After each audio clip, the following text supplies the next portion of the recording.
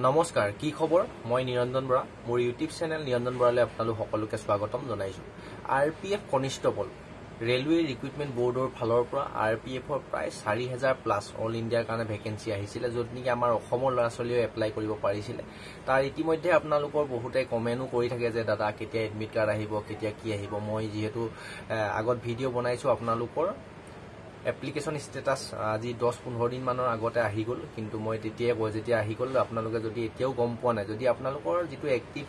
থকা mobile number দিছে mobile নাম্বাৰত মেছেজ আহি গল যে আপোনালোকৰ এপ্লিকেশনখন ৰিজেক্ট কৰিছে নে একসেপ্ট কৰিছে যদি প্ৰভিজনালি একসেপ্টেড বুলি যদি আহিছে তেন্তে আপোনালোকৰ এডমিট কাৰ্ড 100% আহিব আৰু যদি ৰিজেক্টেড আহিলে ফটো বা সিগনেচাৰ বিশেষ কৰি ৰিজেক্ট কৰিছে বা যিসকলে পেমেন্ট কৰা নাই বা কিবা খেলিমেলি কৰিছে তেওঁলোকৰ ৰিজেক্ট কৰিছে আপোনালোকৰ যদি একসেপ্ট কৰিলে যদি মেছেজটো আহিলে তেতিয়া একসেপ্ট কৰিছে আৰু যদি মেছেজটো অহাও নাই এতিয়াও আপুনি আৰআৰবি অফিচিয়েল ওয়েবসাইটত আপোনালোকৰ চেক কৰি চাব পাৰে আপোনাৰ এপ্লিকেশনটো ৰিজেক্ট কৰিছে নে একসেপ্ট কৰিছে আপোনাৰ লগইন আইডিটো বহাই দিলে হল তাৰপৰা বহাই লগইন কৰি লোৱাৰ পিছতে আপোনাৰ একসেপ্ট নে ৰিজেক্ট তাৰ ধুনীয়া এপ্লিকেশন ষ্টেটাসৰ জায়গাত চালে আপোনালোকে গম পাই যাব এতিয়া এই ভিডিওটো যেহেতু মই আগৰ ভিডিওটো কৈছিল আপোনালোকৰ যেহেতু এতিয়া এপ্লিকেশন ষ্টেটাস আহি গল এক্সামত আৰু বৰ বিশেষ দিন সময় নাই আপোনালোক খুব সোনকালে এডমিট কাৰ্ড আহিব মই যি মতে কৈছিল সেই মতে আপোনালোকৰ এডমিট কাৰ্ড আহি গল এডমিট কাৰ্ডৰ ডেট আহি গল আপোনালোকে কেতিয়াৰ পৰা এডমিট কাৰ্ড ডাউনলোড কৰিব পাৰিব আৰু এক্সাম কেতিয়াৰ পৰা হ'ব কেতিয়াৰ পৰা কেতিয়ালৈকে হ'ব গোটেইখিনি এই ভিডিওটো উত্তম তথ্য সহকাৰে পাব হেখলৈকে চাই থাকিব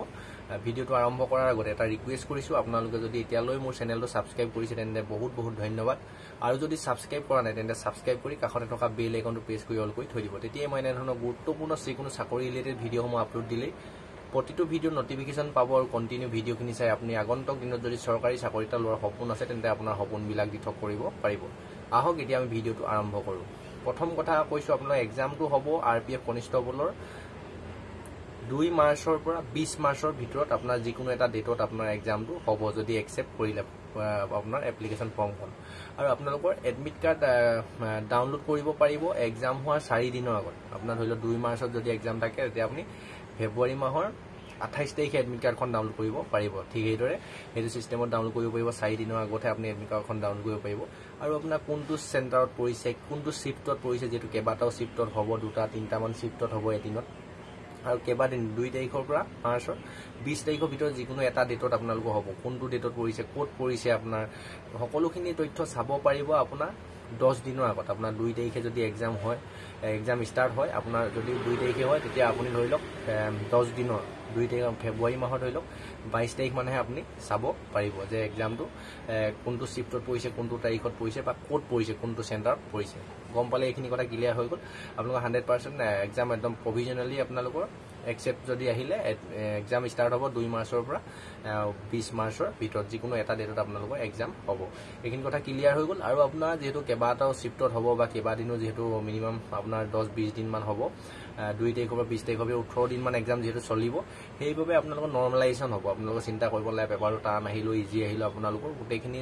মিলাই এসএসসি দৰে নৰমালাইজেশন হ'ব আপোনালোকে ভাল স্কোৰ এটা কৰিব নৰমালাইজেশনৰ ভাগ্য ভাল লাগিলে আপুনি ধুনীয়াকে নাম্বাৰ আৰামছে বাঢ়ি যাব আপোনাৰ যদি কপাল ভাল থাকে পেপাৰটো যদি শিফটটো টাইট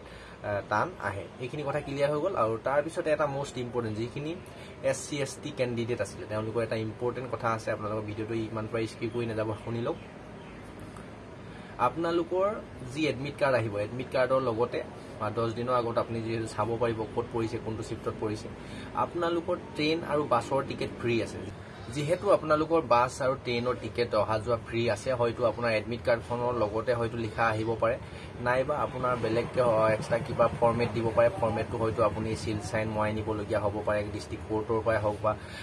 যেটো দিয়া মানে যেটো অপচন দিয়ে আপোনালোকৰ মই যেহেতু যেতিয়া এডমিট কাৰ্ড আহিব যেতিয়া আপোনালোকৰ ডাউনলোড কৰিবলৈ প্ৰিন্ট আউট কৰিবলৈ ফৰ্ম আহিব তেতিয়া আপোনালোকৰ ভিডিও বনাই চেনেলটো সাবস্ক্ৰাইব কৰি ৰাখিব হয়তো আপোনাৰ এডমিট কাৰ্ডখনতে লিখা থাকিব পাৰে বাছ আৰু ট্ৰেইনৰ টিকেট ফ্ৰী য'ত আপুনি এক্সাম দিবলৈ যাব তত আপুনি এডমিট কাৰ্ডখন দেখাই দিলে আপোনাৰ হয়তো ফ্ৰী কে আপুনি অহা যোৱা কৰিব পৰা সিস্টেম হ'ব পাৰে সেইবাবে এটা গুৰুত্বপূৰ্ণ ভিডিও আপোনাৰ যিমান লগৰ বন্ধু বান্ধৱী দাদা বাইদেউ যিমানখিনি আছিল যিসকল এসসি এসটি ক্যান্ডিডেট তেওঁলোকে ফ্ৰী কে এক্সামটো দিবগে পাৰিব আৰু যেটো পেমেন্ট কাটিছিলে পেমেন্টটো আপোনালোকে ঘূৰাই পাব যিটো একাউণ্ট নাম্বাৰ দিছে তাত আপোনালোকৰ যিখিনি OBC কেণ্ডিডেট জেনেৰেল কেণ্ডিডেট তাৰপৰা EWS কেণ্ডিডেট তেওঁলোকে 100 টকা কাটিব বাকী 500 যদি কাটিছিলে আপোনাৰ 400 টকা ঘূৰাই দিব আৰু যিখিনি SC ST আৰু ফিমেল কেণ্ডিডেট ছোৱালী কেণ্ডিডেট হয় তেওঁলোকৰ সম্পূৰ্ণ 250 টকা যি পে'মেণ্ট লৈছিলে আপোনাৰ যিটো একাউণ্ট নাম্বাৰ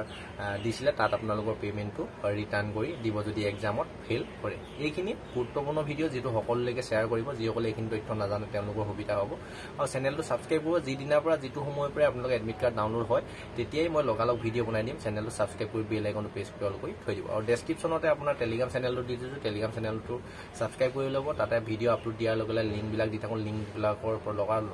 লগালগ ভিডিঅ'খিনি চাব পাৰিব ইউটিউবত কিবা যেতিয়া নটিফিকেশ্যন যাওঁতে অলপ লেট হৈ যায় আপোনালোকৰ হয়তো মিছ হৈ যাব পাৰে ইনফৰমেশ্যনবোৰ সেইবাবে চেনেলটো ছাবস্ক্ৰাইব কৰিব বেল আইকন প্ৰেছ কৰিব আৰু ইনষ্টা আইডিটো দি থৈছোঁ ইনষ্টা আইডিটো আপোনালোকৰ তলত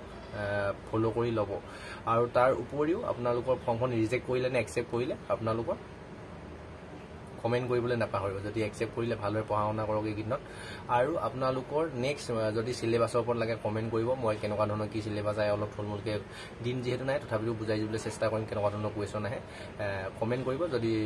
বিচাৰে এনেকুৱা ধৰণৰ ভিডিঅ' লাগে আজি ভিডিঅ'টোৰ পৰা ইমানতে বিদায় লৈছোঁ নেক্সট আকৌ অন্য এটা অতি গুৰুত্বপূৰ্ণ ভিডিঅ' সৈতে আপোনালোকৰ সন্মুখত লগ পোৱাৰ প্ৰতিশ্ৰুতিৰে ধন্যবাদ